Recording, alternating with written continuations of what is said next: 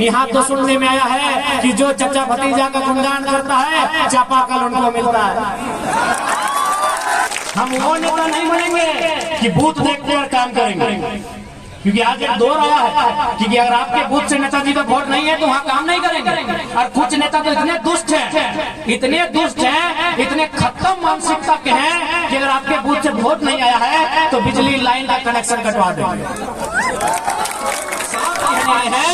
कि महाराष्ट्र अगर मराठियों का है ना भाई, महाराष्ट्र अगर मराठियों का है, बंगाल अगर बंगालियों का है, बिहार अगर बिहारियों का है, गुजरात अगर गुजरातियों का है, तो झारखंड सबके पापा नहीं है।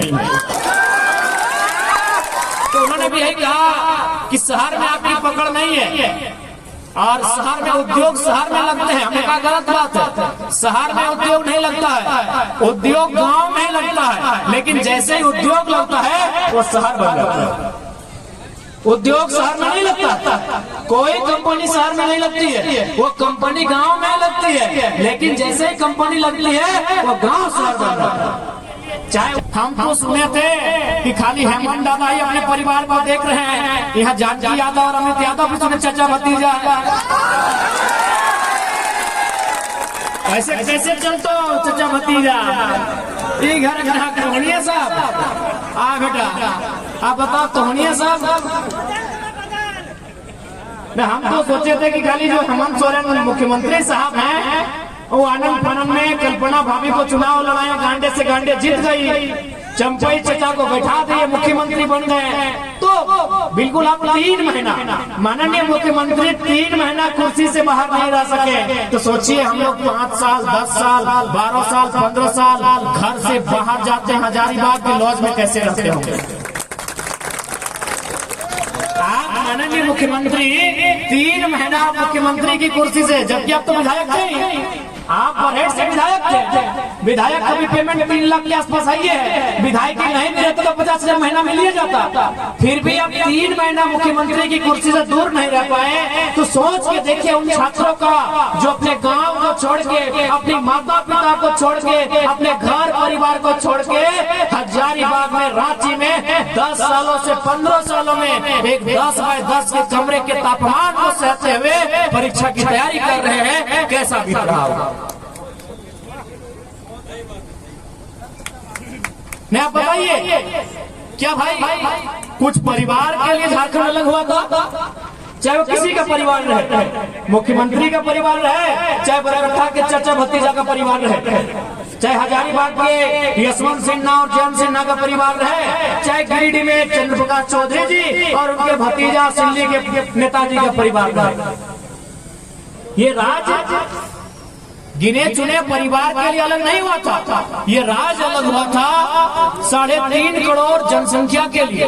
ये राज अलग हुआ था उनकी सुरक्षा के लिए, ये राज अलग हुआ था उनकी बेहतर स्थिति के लिए। तो इसलिए आज 24 साल के बाद भी, आज 24 साल के बाद झारखंड का हर एक युवा जो थोड़ा सा भी राजनीति को समझता हो, जो थोड़ा सा भी राजनीतिक ज्ञान रखता हो, आज गांव की गलियों में, आज खेतों की पगडंडियों में, आज चाय की दुकान में, पान की दुकान में बैठकर ये चर्चा करता है कि राज्य किसके लिए बना था, ये राज्य किसके लिए बना था। हम तो प्रदेश जा रहे हैं, अरे हम तो कुवैत, हम तो दुबई, हम तो मलेशिया जा रहे हैं। यही बरकट्टा क्षेत्र के लोग मुंबई में मिले थे, बहुत पीड़ादायक स्थिति बताई उन्होंने। यही बरकट्टा, देखिए दादा लोग हाथ खड़ा कर रहे हैं, यही बरकट्टा के लोग मुंबई में मिले थे, यही जयनगर पिच्चो के लोग मुंबई में मिले थे, यही राजधनवार के लोग हैदराबाद में मिले थे, यही विशुनगढ़ और भगतगढ़ के लोग पूरे दुनिया में मिलते हैं। तो ये सवाल तो आज भी है कि किनके लिए ये राज्य, जो राज्य 40% खनिज संपदा देता हो, जो राज्य के कण कण में खनिज है, जो राज्य करोड़ों का टर्नओवर देता हो, वो राज्य किसके लिए, किसकी झोले में ये राज्य। आज यहाँ के नौजवान पलायन करके प्रदेश जा रहे हैं, आज यहाँ के नौजवान पलायन करके विदेश जा रहे हैं, और विदेश जा नहीं रहे हैं। प्रत्येक 15 दिन में बड़ा दर्दनाक, एक दुखदाई, एक पीड़ादायक तस्वीर सामने आती है, जब दुबई से, मलेशिया से, सूरत से, हैदराबाद से, केरल से एक डेड बॉडी घर आती है। बहुत ही पीड़ादायक तस्वीर सामने आती है। कल भी एक केरल से डेड बॉडी आई है। क्या दृश्य बना दिया राज्य का, अभी किस राज्य का जहां 40% खनिज नहीं था। क्या ये इनकी जिम्मेवारी नहीं थी जिनको हमने सत्ता दिया? क्या ये चाचा भतीजा के साथ साथ देश राज्य में जो बाप बेटा की सरकार है उनकी जिम्मेवारी नहीं थी, उनकी नैतिक जिम्मेवारी नहीं थी इन विषयों पर सोचने की, इन विषयों पर चिंतन मंथन करने की? यहाँ तो सुनने में आया है कि जो चाचा भतीजा का गुणगान करता है चापाकल उनको मिलता है। हम वो नेता नहीं बनेंगे कि बूथ देखकर काम करेंगे, क्योंकि आज एक दौर आया है कि अगर आपके बूथ से नेताजी का वोट नहीं है तो वहाँ काम नहीं करेंगे। और कुछ नेता तो इतने दुष्ट हैं, इतने दुष्ट हैं, इतने खत्म मानसिकता के हैं कि अगर आपके बूथ से वोट नहीं आया है तो बिजली लाइन का कनेक्शन कटवा देंगे। विश्वास कीजिए, एक दिन मेरे टुंडी विधानसभा के कुछ लोग आए, 4 घंटा मैंने उनको समय दिया। 4 घंटा के बाद डीएसपी को, कभी महिला थाना को इधर उधर फोन करने के बाद जब उनकी समस्या का समाधान हो गया तब उनकी आंखों में आंसू था। आंसू इसलिए था कि यार तुम गजब नेता हो, हम लोग वोट नहीं दें आपको। हम बोले दोबारा मत बोलिए, काम हो गया ना, घर जाइए। बहन का साथी है ना, जेल में था ना, छुड़ा दिया ना, घर जाइए। उन्होंने खुद रोते हुए कहा कि हमारे बूथ से हमारे पूरे गांव से आपको 20 वोट मिला।